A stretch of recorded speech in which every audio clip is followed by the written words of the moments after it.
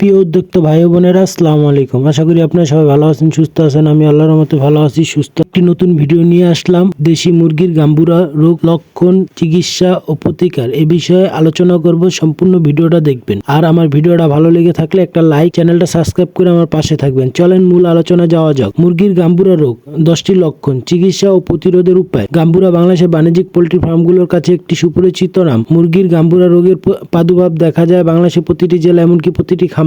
বাংলাদেশের অর্থনীতিতে এই রোগের কারণে প্রতিটি বছর কোটি কোটি টাকা লোকসান করে। আর তাই মুরগির গাম্বুরা রোগের লক্ষণ ও চিকিৎসা সম্পর্কে খামারি পর্যাপ্ত ধারণা থাকা দরকার।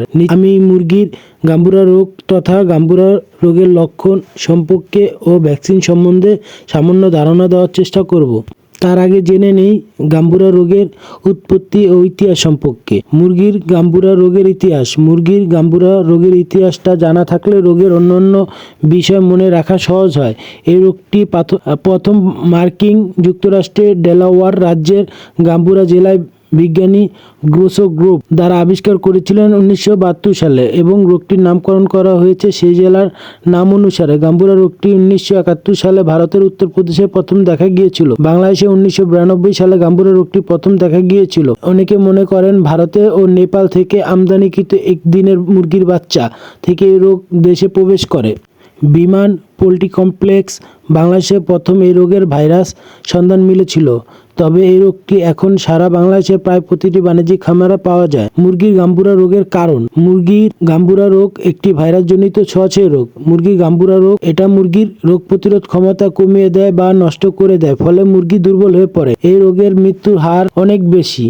দেখা যায় মুরগি খুব দুর্বল হয়ে পড়ে ও খাওয়া দাওয়া কম করতে থাকে, ফলে মুরগি আরো দুর্বল হয়ে যায়। এই মুরগি দ্রুত মারা যেতে থাকে। গাম্বুরা রোগের লক্ষণ দেখা দেওয়ার পর সময় মতো ব্যবস্থা নিতে না পারলে ব্যাপক হারে মুরগি মারা যেতে থাকে। দেশি মুরগি গাম্বুরা রোগ কিভাবে ছড়ায়। এই ভাইরাস অতি ছোঁয়াচে হওয়ায় এক মুরগি থেকে অন্য মুরগি সংক্রমণ পরিপূর্ণ রোধ করা যায় না। তবে আমরা রোগ সম্পর্কে সচেতন থাকলে এই আধুনিক খামার ব্যবস্থা মেনে চললে খুব ভালোভাবে এই রোগের সংক্রমণ থেকে বাঁচতে পারি। মুরগির গাম্বুরা রোগের লক্ষণ ও চিকিৎসা পদ্ধতি আমাদের জানা থাকলে খুব সহজে এই রোগ খামারি সারিয়ে তুলতে পারে। যেমন এই রোগের ভাইরাস এক মুরগি হতে অন্য মুরগিতে সহজেই ছড়ায়। এই ভাইরাস মুরগি বিষ্ঠার মধ্যে থাকে এবং মুরগির বিষ্ঠা খাওয়ার মাধ্যমে আক্রান্ত হয়।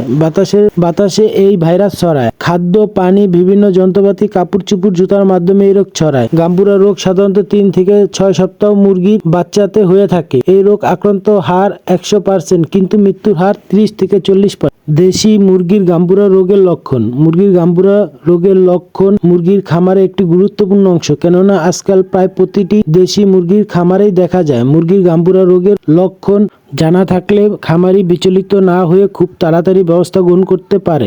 দেশি মুরগির গাম্বুরা রোগের লক্ষণগুলো আলোচনা করা হলো। 1.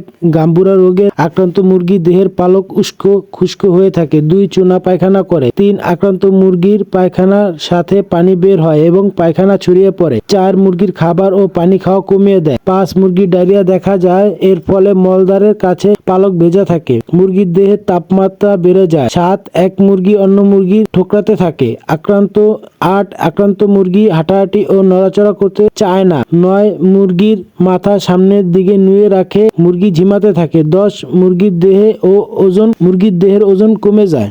দেশি মুরগি গাম্বুরা রোগ হলে কিভাবে চিকিৎসা করবেন এই বিষয়ে আলোচনা করা হলো। দেশি মুরগি গাম্বুরা রোগের বিরুদ্ধে কার্যকরী কোনো চিকিৎসা নাই।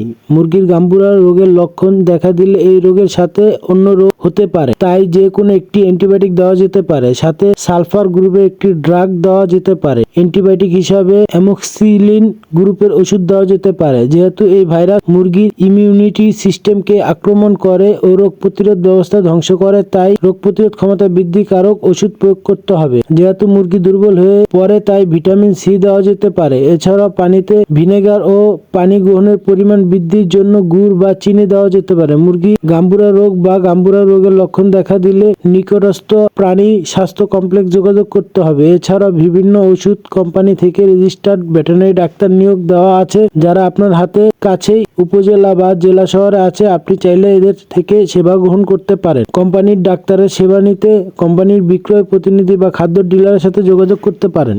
দেশি মুরগি গাম্বুরা রোগে আক্রান্ত হলে কি কি ওষুধ ব্যবহার করবেন সেই বিষয়ে একটি আলোচনা করা হলো। দেশি মুরগি গাম্বুরা হলে রোগ প্রতিরোধ ক্ষমতা বৃদ্ধিকারক ওষুধ ব্যবহার করতে পারেন। ভ্যাটামিউন, ইমুলাইট, লাইসোবিট, ইমোবিট। 2 ভিটামিন সি ও স্যালাইন দিতে পারেন। 3 ভিনেগার ব্যবহার করা যেতে পারে। 4 ওষুধের পানিতে আখের গুড় ব্যবহার করলে দ্রুত কাজ হয়। দেশি মুরগির গাম্বুরা রোগের ভ্যাকসিন। প্রায় প্রতিটি শীর্ষস্থানীয় ভেটেরিনারি ওষুধ কোম্পানি এখন বিদেশ থেকে ভালো মানের ভ্যাকসিন আমদানি করছে, দামও হাতের নাগালে। যে কোম্পানির টিকা বা ভ্যাকসিন আপনি ব্যবহার করেন না কেন, এতে সমস্যা নাই। ভ্যাকসিন সংরক্ষণ ও ভ্যাকসিন কার্যটি যথাযথভাবে করতে হবে। ভ্যাকসিন প্রয়োগের আগে ও পরে ভিটামিন সি ও ই খাওয়ালে ভ্যাকসিন ভালো কাজ করে। ভ্যাকসিন প্রয়োগের আগে ও পরে অ্যান্টিবায়োটিক ব্যবহার করা যাবে না। সুস্থ মুরগিতে প্রয়োগ করতে হবে। পানিতে ভ্যাকসিন খাওয়ানোর সময় পরিষ্কার ও বিশুদ্ধ পানি অল্প করে নিয়ে খাওয়াতে হবে, যাতে কম সময়ে ভ্যাকসিন পানি পান করে শেষ করতে পারে। রোগ প্রতিরোধের উপায়। আপনার খামারকে গাম্বুরা রোগ হতে বাঁচাতে সঠিকভাবে জৈব নিরাপত্তা নিশ্চিত করতে হবে। 7 থেকে 10 দিন প্রথম এই রোগের টিকা চোখে বা পানিতে প্রয়োগ করতে হবে। 15 থেকে 18 দিন বয়সে দ্বিতীয়বার এই রোগের টিকা বা ভ্যাকসিন প্রয়োগ করতে হবে। জনসাধারণ ও বাইরের পশু পাখি প্রবেশ সীমাবদ্ধ করতে হবে। খামারের আশপাশে জীবাণু প্রাদুর্ভাব থাকলে সংক্রমণের আগে এই ভাইরাস ডোজ দেওয়া যেতে পারে। নিয়মিত রেজিস্টার্ড ভেটেরিনারি ডাক্তারের পরামর্শ গ্রহণ করতে হবে। বিশ্বস্ত কোম্পানি এ গ্রেডের বাচ্চা ক্রয় করতে হবে। গুণগত মানের পরীক্ষিত মুরগির খাদ্য ব্যবহার করতে হবে। যারাই কষ্ট করে আমার ভিডিওটা দেখছেন, আজকে ভিডিওটা এই পর্যন্তই। সকলকে ধন্যবাদ। সবাই আমার চ্যানেলটা সাবস্ক্রাইব করে আমার পাশে থাকবেন। আসসালামু আলাইকুম।